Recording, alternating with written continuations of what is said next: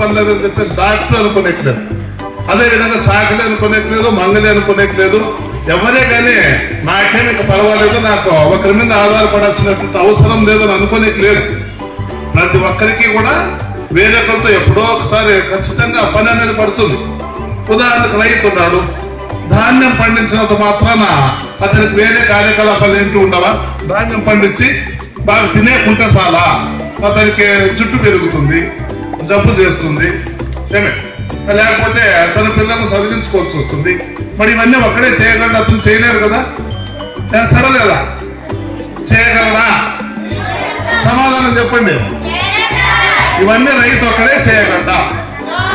మరి రైతు ఎవరి మీద ఆధారపడాల్సి వస్తుంది?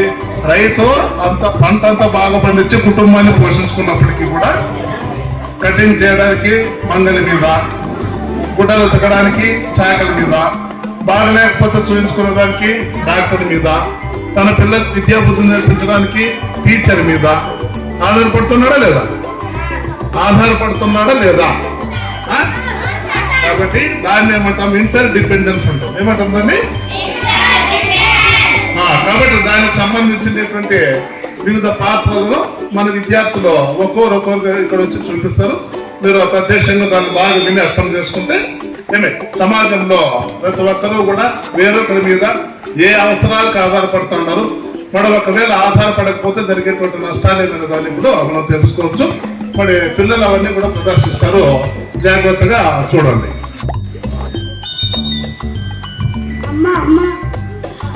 నా యూనిఫామ్ ఏదమ్మా? అయ్యో, చాకలి వాళ్ళకి వేశానే, ఉండు ఫోన్ చేస్తా. హలో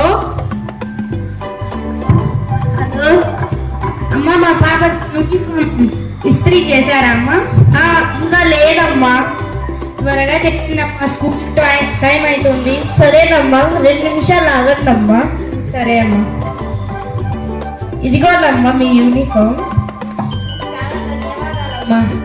మీరు లేకపోతే మా పాప స్కూల్కి వెళ్ళేది కాదు. ధన్యవాదాలు. ఓకేనమ్మా. ఇన్ని రోజులు ఎక్కడికి వెళ్ళావు? నా కొడుక్కి జ్వరం వచ్చింది, హాస్పిటల్ అడ్మిట్ చేసుకున్నారమ్మా. ఎక్కడ పనులు ఎక్కడ కసులు అక్కడే, ఎక్కడ సామాన్లు అక్కడే ఉన్నా ఇన్ని రోజులు అక్కడ వెళ్తే ఎలా? కొంచెం అడ్జస్ట్ చేసుకోండి అమ్మా. బాబా, ఈ పని వాళ్ళు లేకపోతే ఎక్కడ పనులు అక్కడే నిలిచిపోతాయి. నాన్న కటింగ్ పీపీ నాన్న, మా స్కూల్లో పీటీ సార్ రోజు కొడుతున్నాడు. షాప్కి వెళ్ళురా. షాప్ మూసేసి ఉంది నాన్న. మంగళవానికి ఫోన్ చేస్తా. హలో రంగయ్య, ఎక్కడ ఉన్నావు? హాస్పిటల్ ఉన్నావా? త్వరగా మా ఇంటికి రా. హలో అన్న. మా ఊరికి కటింగ్ చేయాలి రంగయ్య. కూర్చోబాబు.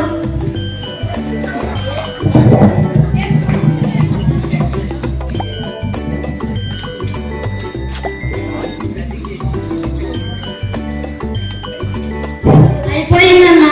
సరే, డబ్బులు కొట్టు.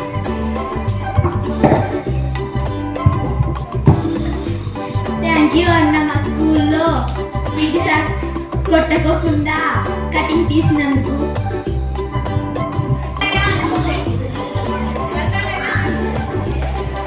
దండాలయ్యా.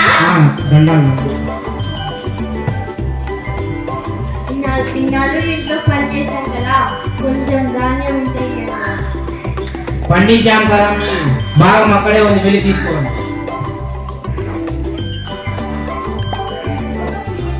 దండాలయ్యా. దండం. ఇన్నాళ్ళు మీ ఇంట్లో బట్టలు ఉతుకుతూ పని చేశాను కదా, కొన్ని తినడానికి ధాన్యం ఇవ్వండి. పంట పండించాం, ధాన్యాలు అక్కడే ఉన్నాయి, వెళ్ళి తీసుకోండి. దండాలయ్యా, మీకు మీ కటింగ్ చేసినాం కదా, దానికి డబ్బులే, కొన్ని ధాన్యం ఇవ్వండి. పంట పండించినాం కదా, మనం దాకా ఎవరు తీసుకుంటాం, మీ భాగం అక్కడే ఉంది, వెళ్ళి తీసుకోండి.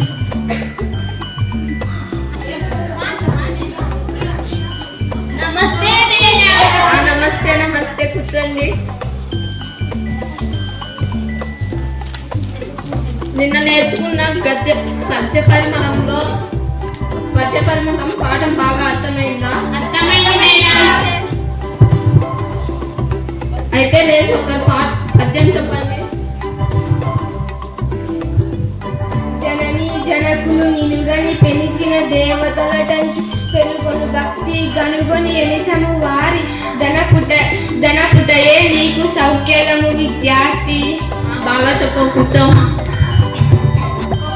చెప్పండి. చంపదగిన ఎస్టి చెట్టు తన చేత చిక్కనేమి కీడు చేయరా పొసకమేలు చేసుకుంటే చాలు విశ్వ ఫోన్ చేయాలి. హలో చెప్పబ్బా. ఈ హాస్పిటల్ ఉంటే చాలు. యాడున్నారు? ఇంటికాడ ఉన్నామబ్బా. ఇట్లా మా ఇంటికాడికి వస్తారా? కడుపు నొప్పి ఎక్కువ వస్తుంది. వస్తాం. ఏమైందబ్బా? కడుపు నొప్పి ఎక్కువ వస్తుంది డాక్టర్. నువ్వు పురుగులు లేస్తూ అన్ని ఎక్కువ తినడం వల్ల నీ పేగు ఉండిపోయిందబ్బా. సరే డాక్టర్. మంచి ఆహారం తీసుకొని పోషకాలు కలిగిన ఆహారం తీసుకొని ఈ మందులు చేస్తూ తగ్గిపోతాం. సరే డాక్టర్. సరే.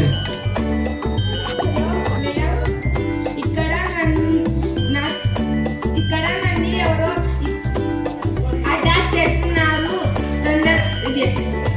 వెంటనే ఇక్కడ రండి మేడం.